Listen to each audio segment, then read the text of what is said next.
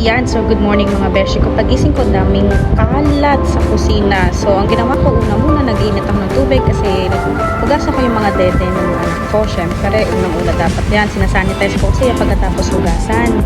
So, yun na, sinasanitize ko na siya. Hindi pwedeng hindi. Alam mo na, bata, sensitive, mahirap na magkasakit ngayon.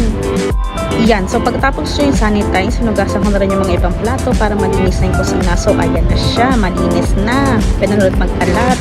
So, prepare na ako ng breakfast ko. Coffee ko talaga ginagamit ko lang kasi gustong gusto ko yung lasa niya. Tsaka ako pag nagkakape, ayoko ng sobrang init. Gusto ko maligam-gam lang kaya nahaloang siya ng malamig. So, time na para kumuha ng tinapay. Natuturn ako in between these two plates. So, para hindi ka na mahirapan mag-isip, syempre, dalawa na lang sila. So, kumuha ko ng, nagpalaman ko isang pares ng sa gardenia. Then, goya yung ginamit ko dyan na spread. Then, cheese spread. Ready na ako kumain. So, gusto ko kumain sa labas. Sinilip ko na yung balcony kung muulan. Ambon lang naman siya. So, naghanap na ako ng spot sa labas ng pinto namin. Then, tcharan! May nahanap akong spot na hindi basa. So, ayan na. Kumakain na ako yan. Ito yung view nga pala sa balcony namin.